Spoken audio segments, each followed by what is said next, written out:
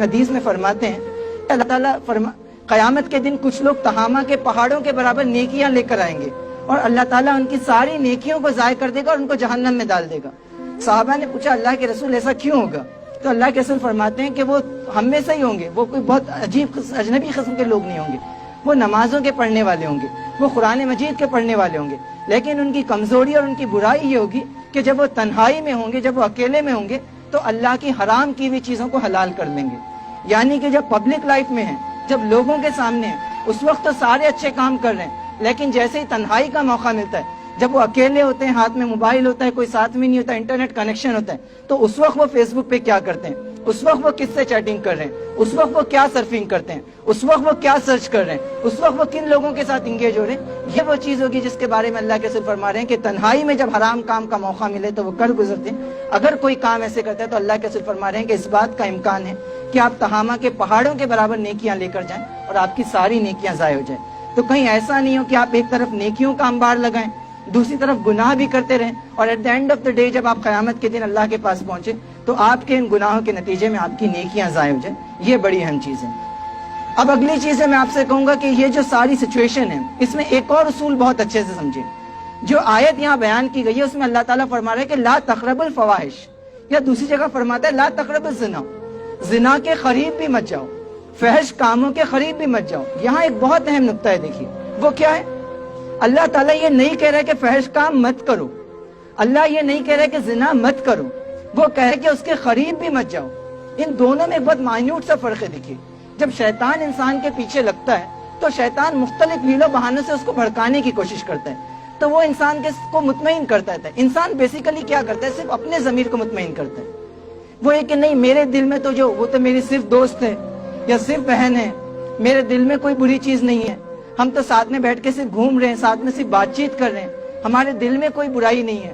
تو اس طریقے سے انسان جو وہ اپنے آپ کو مطمئن کرنے کی کوشش کرتا ہے، میں تو کوئی فحش کام نہیں کر رہا ہوں، میں تو بس نارمل سی بات کر رہا ہوں، نارمل چیٹنگ کر رہا ہوں، ہم تو بالکل دوستوں کی طرح رہتے ہیں، ہمارے دل میں کوئی برائی نہیں ہے۔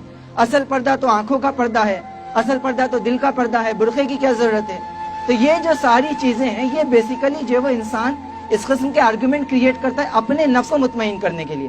اللہ پوری وضاحت کے ساتھ کہہ رہا ہے کہ آپ کو فحش کے قریب نہیں جانا ہے، یعنی کہ وہ کام جو برے ہیں وہ تو کرنے ہی نہیں ہے، لیکن وہ ساری چیزیں جس کے ذریعے سے برائی کی طرف جانے کا امکان ہے اللہ تعالیٰ اس کو بھی روک دیتا ہے۔ اس کی اجازت نہیں دیتا کہ آپ باؤنڈری وال پہ چڑھتے رہیے اور آپ بولے کہ میں کنویں میں تھوڑی گرا ہوں، میں تو جو وہ منڈیر پہ چل رہا ہوں۔ اللہ تعالیٰ یہ کہتا ہے کہ اگر آپ اس چیز کی طرف جائیں گے، اس کے قریب جائیں گے، تو قوی امکان ہے کہ آپ اس میں پھنس جائیں گے۔ اب اگلی چیز جو میں آپ سے کہوں گا وہ سورہ یوسف کے حوالے سے۔ محترم واجد قادری صاحب نے قرآن مجید کے حوالے سے بات کہی کہ آپ اس سے کنیکٹ ہوں۔ قرآن مجید میں ان تمام چیزوں کا بہت پیارا جواب اللہ تعالیٰ دیتا ہے۔ میں آپ کو ایک اسائنمنٹ ضرور گزارش کروں گا کہ آپ جانے کے بعد لازماً جو ہے وہ سورہ یوسف کا مطالعہ ترجمے کے ساتھ کریں اور سورہ نور کا بھی ہو سکے تو کریں۔ سورہ یوسف میں اللہ تعالیٰ بہت انٹرسٹنگ پکچر بتاتا ہے جو آج کے ہمارے دور سے بہت کنیکٹ ہے۔ ہوتا یہ کہ سیدنا یوسف علیہ السلام عزیز مصر کے گھر میں ہیں۔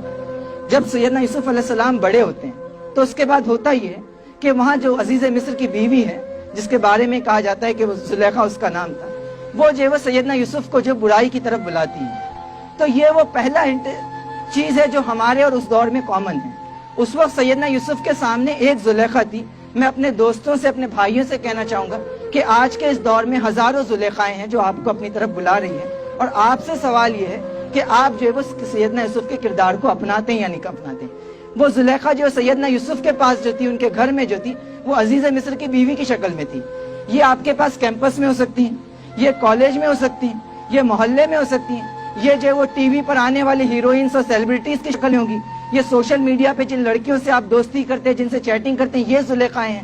وہ پورن موویز کے اندر جو ولگر چیزیں آپ دیکھتے ہیں، جن لڑکیوں کو آپ دیکھتے ہیں پرفارم کرتے ہوئے، یہ ساری زلیخائیں ہیں جو چاہتی ہے کہ آپ کو جو اپنی طرف بلائے، اور اس میں آپ کا رسپانس وہی ہونا چاہیے جو سیدنا یوسف علیہ السلام کا رسپانس تھا۔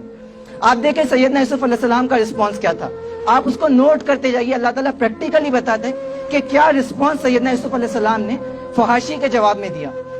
جو لا تقربوا الفواحش ہے اس کا پریکٹیکل مینیفیسٹیشن سیدنا یوسف نے کیسے کیا۔ جب زلیخا نے حضرت یوسف کو بلایا تو پہلی چیز جو یوسف علیہ السلام نے کہی وہ کہی معاذ اللہ، میں اللہ کی پناہ چاہتا ہوں، یعنی کہ یہ جو برائی ہے میں اپنی انڈیویجول کیپیسٹی میں اس سے اس وقت تک نہیں بچ سکتا جب تک کہ میرا رب مجھے اپنی پناہ میں